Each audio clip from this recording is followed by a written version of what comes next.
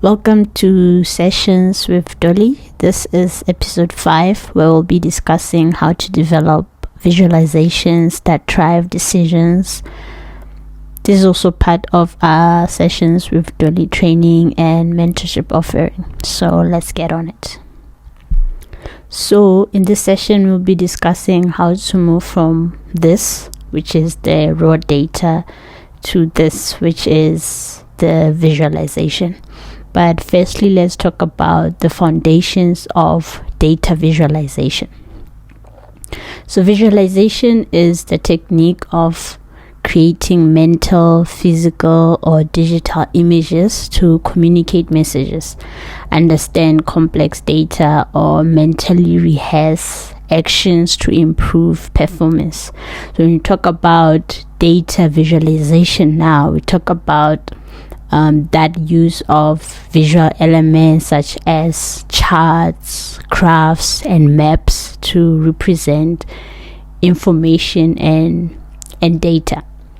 So a lot of people use different methods in their visualization process, and I won't necessarily say that there's one method which is better than others, because most of them, they do adopt like similar principles from people such as Alberto Cairo and others.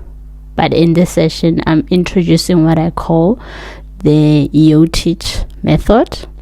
And again, not to say that this is like the best method out there, but it's just a method that I use and have developed to help me when I'm creating visualizations, and hopefully can help you too. So yeah, let's get on it. So with the EOTeach method, we talk about the why. Why are we developing this? The who is it for? The what, and then the which. So let's talk about the why. So firstly, you need to know your why. Like, why are you developing this visualization in the first place? Why did you think that it was better to visualize this information than just talk through it with somebody? So our research has shown that human brains can process visual information very quickly. That's why it's always good to include visuals, and with something as complex as data, for it to be understood better, for it to be processed better, visualizations are good for that. And then it also allows decision makers to see what matters most. So if you, instead of just giving somebody the whole spreadsheet, they can, through your visualization, they can actually see what matters most. Because remember, at the end of the day, we want the decision maker to make the decision and not be stressed about other things that may not be necessary at that point. Again, it also highlights what truly matters. I think it also ties into this decision making process. Like, let's improve our conversation. So having something to look at, to talk through, it helps. So it really, like, it opens up for those discussions and improves conversations. That's why putting data in visualizations matters. And then it also makes data more accessible by removing like barriers to understanding. And barriers to understanding might be because some people don't really know, like your mathematics, your calculation, and all of those things. So visualizing your data, it removes those barriers so that we could have improved conversations where decisions can be made and people actually understand what they're basing their decisions on. So as this quotes, you can see from this quote, like it ties into that decision making role, communication, and just making information easier to understand. So we're going to go into the next W, which is know your audience. So who is your audience, or who will be using or looking at your visualization? What role do they play? Are they decision makers? What do they actually do? And what is their level of expertise? Are they industry experts? Are they newbies? Because this will help you in deciding the level of context and content that you need to include within your visualization, within whether you're writing an email, whether you're writing a presentation. This information is important because knowing your audience means you cater the information to a specific type of audience that you know. So let's talk about, like, okay, then who is our audience? So let's dissect each of our audiences. So we have the novice, and so the novice will be newcomers with very low expertise who might not be familiar with the topic. So these are just the type of audiences that I've generated for myself that I normally use. I think if you Google or you do a bit of more research, you'll find that different sites have different types of audiences, but in general it's just describing the people that you know in terms of how knowledgeable are they, whether with the topic or the data that we're going to be talking about. And then we have the generalist. So this would be somebody who is neither new or an expert in a certain topic. So they might know enough about the topic, so you don't necessarily need to give them a lot of history about the topic, but they're also not experts. So some of the things probably they still need to be explained. So with a novice, sometimes you don't want to, in as much as you're trying to explain the topic, you also don't want to bombard them with a lot of information that they might not be able to take at that time. So we also have experts. So an expert is someone who's very knowledgeable in the topic that you are discussing and has extensive experience in that area. That's why they're called experts. So with an expert, they might want you to get straight to the point, like, okay, what are you talking about?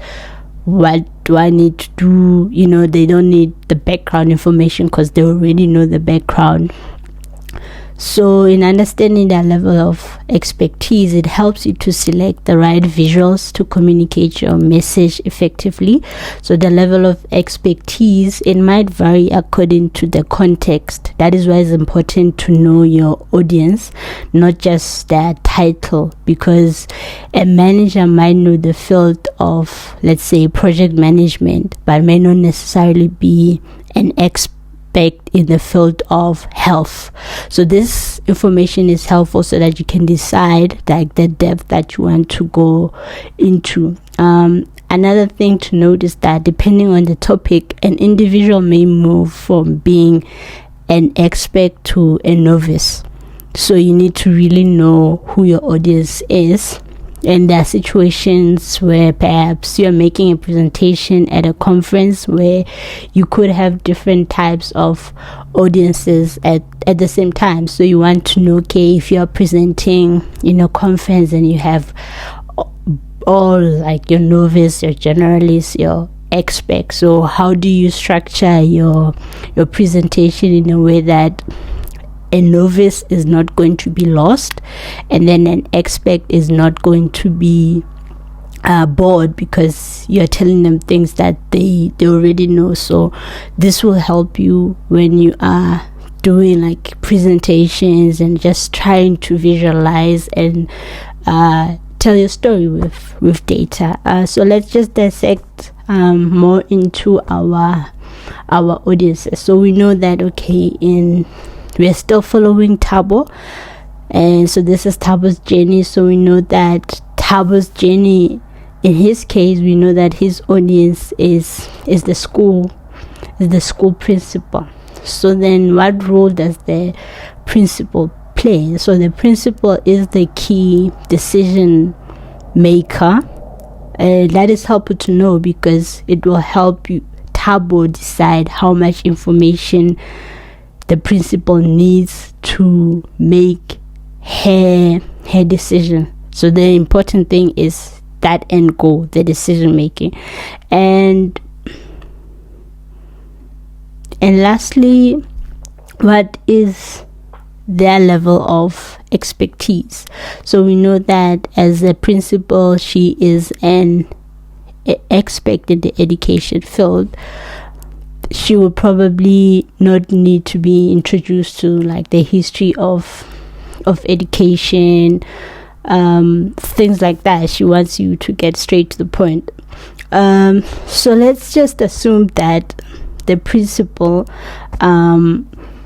before she makes a decision, she invites other people to view Tabo's presentation or results with her. Perhaps maybe a member of the school governing body. So at some schools, parents may be part of the SGB. So let's just assume that that is the case here. So what role would an SGB member play? So it could be an executive who is not necessarily the key decision maker, but plays a pivotal role in ensuring that decisions are made at a school. And they are not necessarily also experts in the education system, but they know enough about the schools to understand the presentation. So we could say that this member of the SGB is a generalist, and if they're a generalist and they're also a parent, they might also be eager to see whether this tuck shop might be offering a variety of like healthy food choices for their children. So this might be important to know to Tabo, so that he can look at his survey and see if there's data there to include for this extra member of the people who are going to be the panel that will be looking at his presentation. So next we're going to be talking about, okay, what is the story now? We already know, okay, we have our audiences, but what is the story? So after defining who our audience is, we need to decide that, like, okay, what is our story? So what do the audience need to know? We know, like, okay, we have the principal. So what does the principal and the SGB member need to know? So even if you collected a lot of data, you need to understand that not every bit of that data is going to be important in developing your story, and that is why you need to highlight your so what. So you need to look through that data, and in this case, we already had the questions, the research questions that were guiding us in our analysis. But in developing this story also, there are other questions that you may need to not include. And having realized now that, there's going to be an extra person within the panel, Tabo may need now to decide what piece of information can I include that maybe necessarily when I was doing my analysis I didn't include, so that the member of the SGB can also have an impactful insight into the data. So highlighting your so what. So we know that 78% of the respondents desire a tuck shop at the school, but so what impact will that bring in the school? You don't just want to throw the numbers, because we still need to understand the so what movement there. And after that, the main idea is the action that needs to be taken. So in Tabo's case, obviously he wants his tuck shop to be approved, so his story has to be aligned and centered on the benefits and impact that the tuck shop will have in the school. that can prompt the principal's approval of it. So after, we're going to be talking about now the visualization that you're going to use. So you have your story, you have your audience, but which visualization are you now going to use? So you're going to ask yourself which visualization is going to best present your story. Remember, you've already formulated the story. Now you want to support it with some visuals. So which visualization also is going to effectively encourage my audience to take an action? So I think you can already see that there's a theme around the taking of action. We want a decision to be made here. So that is why data storytelling is very important, because it then pushes the decisions to be made and effectively. So you want to make sure that the type of visualization that you are choosing will encourage your audiences to make a decision, to take action. And then you want to ensure that your audience is familiar with that choice of a visual. Will it draw attention away from the story? Because we don't want that. This aspect is very important, because in as much as being creative and innovative is often welcome, we don't want to convince our audience so much that they spend too much time trying to find out what the visualization is depicting than a story. So now the focus is, oh, what is that? That looks so cool, that looks so great, but we forgot what we were meant to do. Like, they even forgot that the decision they need to be made. So we need to be aware of those types of elements in the deciding leave. Okay, can I be more familiar or maybe original in my designs? But there's also a thin line there when you need to decide, okay, is this going to draw attention away from what these people are here to actually do? So there are different types of guides provided on how to choose visualizations, and it's important for the type of data that you have. So in the beginning, we talked about the beginning episodes of this series. We talked about the different types of data, but if you're not familiar with those, you might just want to go back and look at that. And then next we'll be discussing like a guide by Andrew Abella that actually helps us to choose visualizations. So this is just a guide that Andrew Abella developed to help you choose chart types and visualizations according to what you'd actually want to do. Like, for instance, you have comparison. If you were comparing, then what types of charts are used to compare? If you want relationships, we do have like your scatter charts there, your bubble charts, compositions,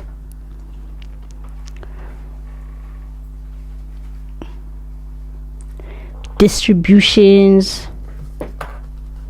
So there are different types of charts that are available for the different types of things that you want to visualize.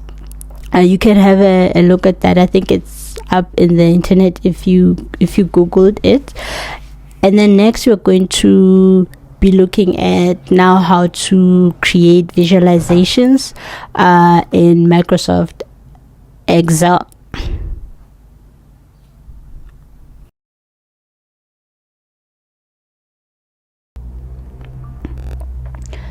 Welcome back. So now we're going to be discussing how to create data visualizations. So as I've mentioned before, I'm still using this WPS Office software. Yeah, it's similar to Excel, but I haven't actually created any visuals with it, so we'll see how it goes.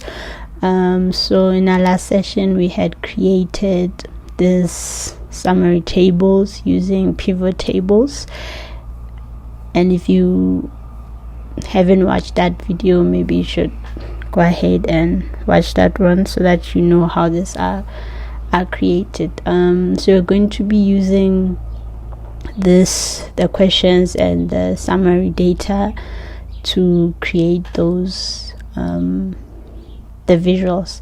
So the only thing that you need to do, you can just click on your pivot table, go to insert, and as you can see here you have something called a pivot chart. So with a pivot chart, I think if you click there, it will already give you like an example of a chart that you would create, which is similar to what you would get if you were using any other method. So you could just maybe test this ones out and see which ones would work for you. Yeah, so that's how you can create it. Another way is you still click on that, and here on the right you have charts, so it has different examples. So here you can see it says insert column chart. So here is like your pie charts or your donut charts. Here you have your line chart. Here you have your scatter charts and some of like the spark lines. So normally when like doing something like this, it is just only one value.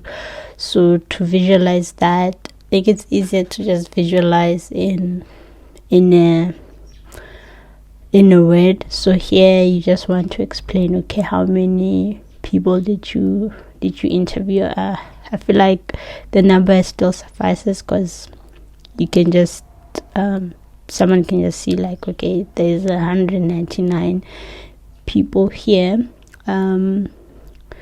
Let's say you wanted to do this and see. So here, if you were to go with that option of a bar chart, it will just give you just a simple bar, but you won't necessarily get to see. The thing with the bar chart is you can, if you're using like the axis, see, but somebody might assume that it's exactly at 200. So I think that would be an overestimation. So this might not be a good visual for that. So like I said, a number would be appropriate. Just write that number. Another thing is here you see with question 1 and question 2, you could actually use them. Let me do this. You could actually use this too to say, okay, I interviewed 199 people and this was their roles at the school. So you can click on the pivot table, go to insert, and then you can choose your pie chart. So essentially with a bar chart, you can see, okay, you have this count of gender, what is your role. I think this then gives an idea of, okay, how many respondents you had and which criteria they were in.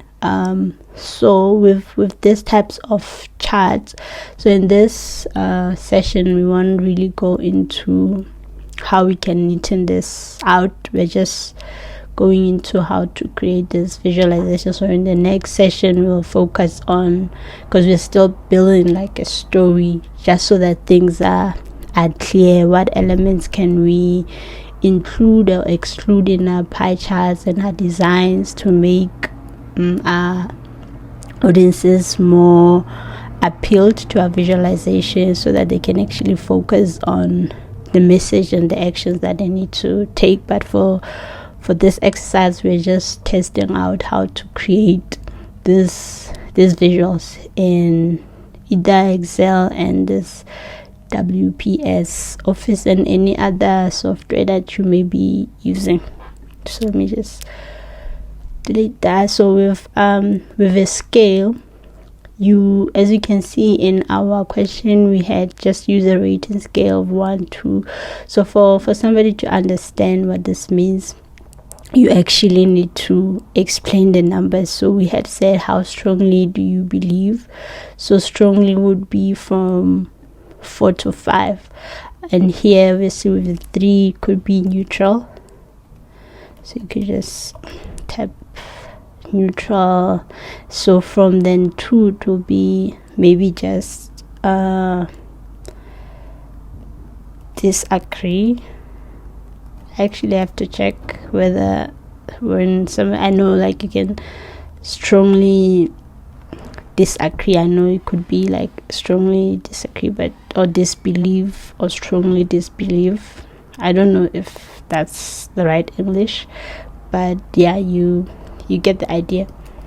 Strongly disagree. Yeah, I think disagree. Then here it could be agree, and then strongly agree. So this kind of gives an idea of how strongly people actually believe that there is a need for a tuck shop.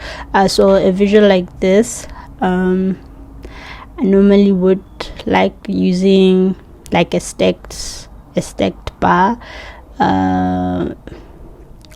Not this one. Let's see.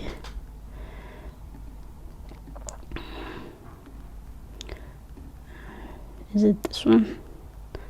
No. Yeah, this thing. I don't still know how to use this WPS thing. I can use the. Yeah, I think. Let me see.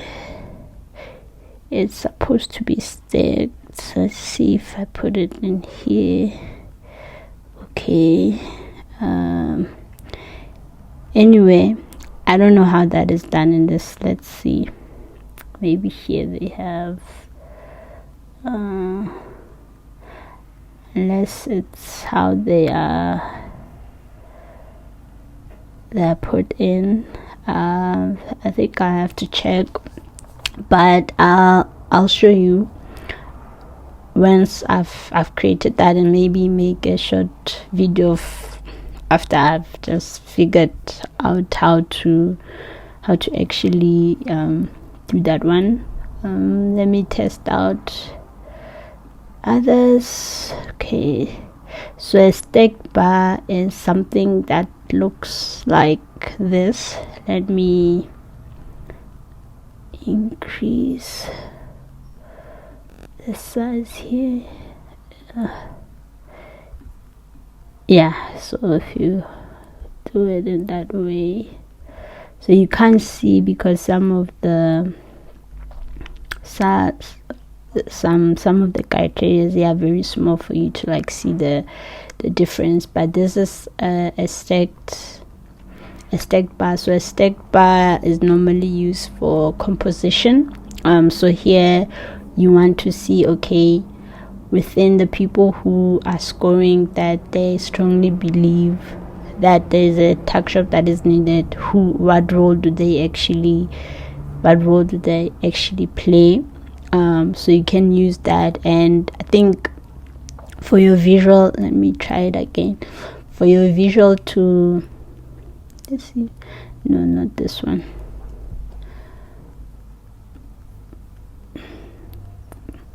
For your visual to make sense, sometimes you might want to like maybe move your axis to say, okay, so here you say it has 1, 2, 3 and 5.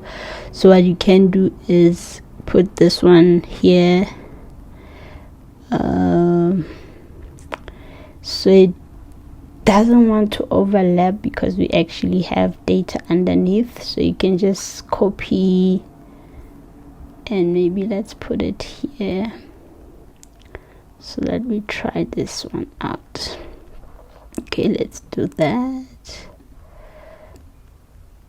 Okay, so you can maybe change it and move this one here, which it's not actually making any sense. So with this one, then you can, let me do this, you can actually see, if you're focusing on the students, then you can actually see the differences in that. So what you need to do with your visualizations, and that we'll touch on that in the next session, is actually for it to make sense at the first go, like for somebody to actually see a visual and not answer or have a lot of questions that they didn't have before. So a lot of people don't like pie charts. I don't mind pie charts. Sometimes I think I don't like pie charts when there's a lot of categories in it, but for something like this, you can still go for a bar chart or even a pie chart.